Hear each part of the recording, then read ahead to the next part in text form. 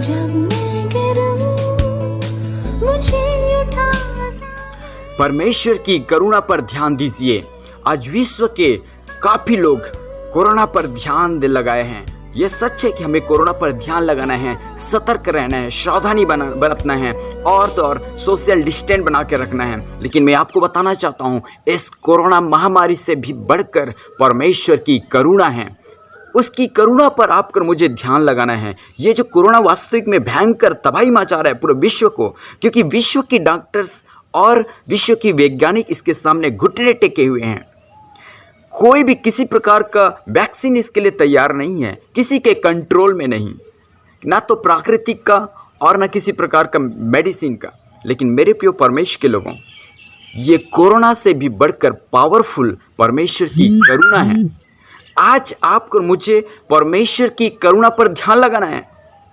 इसलिए पवित्र शास्त्र बाइबल में कोरावंशियों का जो समाज है, भजन संहिता 48 अध्याय उसका 9 पद में लिखा है कि हे परमेश्वर, हमने तेरे मंदिर के भीतर तेरी करुणा पर ध्यान किया है। मेरे प्रिय परमेश्वर के लोगों, ये जो कोरावंशियों का समाज परमेश्वर के मंदिर के भीतर में होकर परमेश्वर की करुणा पर ध्यान किया करते थे। आज हमें भी परमेश्वर के मंदिर में होकर परमेश्वर की करुणा पर ध्यान लगाना है। पर आप कहेंगे मंदिर तो बंद है, मस्जिद बंद है, गुरुद्वारे बंद है और धार्मिक स्थलें सब बंद है। लेकिन मैं आपको कहना चाहता हूँ, वो मंदिर को तो लोग बंद कर सकते हैं, शासन बंद करवा सकता है, लेकिन पहला कुरिन्थियों 3 अध्याय उसका 16 पद में बाइबल कहती है, क्या तुम नहीं जानते तुम परमेश्वर की मंदिर हो और परमेश्वर की आत्मा तुम में वास करता है, और जो कोई इस मंदिर को नाश करेगा परमेश्वर से नाश करेगा, क्योंकि तुम परमेश्वर की जीवित मंदिर हो। परमेश्वर हाथ के बनाए हुए मंदिरों में नहीं रहता। परमेश्वर आपको जिस दिन माँ के गर्भ में रखा, आपके हृदय में एक पवित्र मंदिर बनाया और अपनी आत्मा उसमें डाला है। आज अपने आप को पहचाने, अपने मंदिर को पहचाने और अपने हृदय रूपी मंदिर से परमेश्वर को पुकारें, उसकी करुणा पर ध्यान दें, क्योंकि आप एक जीवित मंदिर हैं। दुनिया इस मंदिर को शट डाउन नहीं करा सकता। कोई भी ताकत नहीं जो आपके मन मंदिर को, आपके हृदय रूपी मंदिर को बंद करा सके।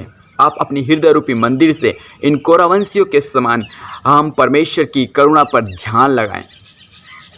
दूसरी बात, परमेश्वर को जो करुणा है वो अद्भुत है।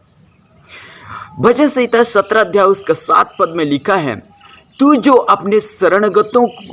जो अपने दाहिने हाथों के द्वारा अपने शरणगतों को उनके विरोधियों से बचाता है, अपनी अद्भुत करुणा दिखा।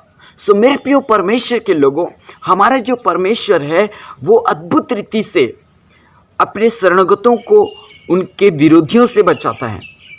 इसलिए आज ये संकट काल में, विपत्ति के दिन में हम परमेश्वर के शरण में आ जाएं, परमेश्वर के पास आ जाएं।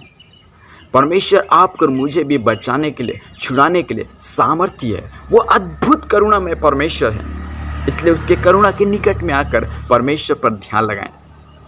तीसरी बात मैं आपको बताना चाहता हूँ, उसका जो करुणा है अनमोल है। इसलिए दाऊद कहते हैं भजन संहिता 36 उसका 7 पद में, हे परमेश्वर तेरी करुणा कैसी अनमोल है, मनुष्य तेरे पंखों के तरह शरण लेते हैं। मेरे प्रिय परमेश्वर के लोगों, इतिहास गवाह है, चाहे वो मिस्र में हो, चाहे वो लाल समुद्र के पास हो, चाहे वो कनान की जंगल में हो, चाहे कहीं भी हो, जब जब लोगों को दुख हुआ, तकलीफ हुआ, पीड़ा हुआ, वो लोग परमेश्वर के शरण में आते गए। आज आपके पास कैसा भी दुख क्यों ना हो, पीड़ा भी क्यों ना हो, क्लेश भी क्यों ना हो, मुश्किलों क्यों ना हो, कोई भी किसी भी प्रकार का बीमारी क्यों ना हो, परमेश्वर के शरण में आ जाइए। जिस प्रकार मुर्गी अपने बच्चों को पंख के तले में छिपाती है, ठीक उसी रीति से आपका और मेरा परमेश्वर आपका और मुझे अपने शरणों में लेकर छुपाकर हमें बचाएगा। और चौथी बात मैं आपके सामने रखना चाहता हूँ, हम नाश नहीं हुए। इसलिए बाइबल विलाप गीत उसका 3 अध्याय उसका 22 पद कहता है, हम मिट नहीं गए, ये यहोवा की महाकरुणा का फल है, उसकी दया अमर है।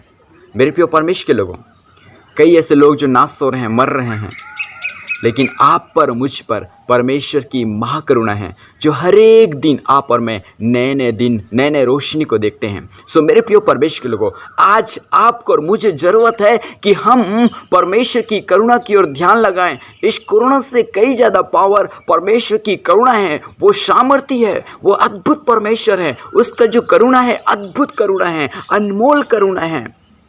हम परमेश्वर की महाकरुणा के निकट आ जाएं।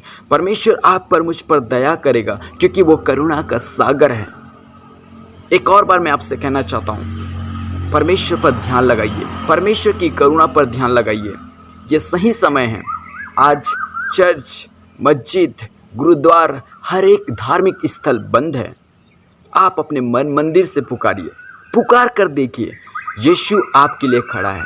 यीशु आपसे प्यार करता है। यीशु तैयार है आपको चंगा करने के लिए। यीशु तैयार है आपको शुद्ध करने के लिए, क्योंकि वो इस संसार में आपके और मेरे लिए आया, आपके और मेरे लिए बलिदान हो गया। वो आपसे मुझे बहुत प्यार करता है। वो आपके और मेरे लिए मार खाया गया, इसलिए मेरे प्रियो सिर्फ आपको और मुझे चंगा देने के लिए।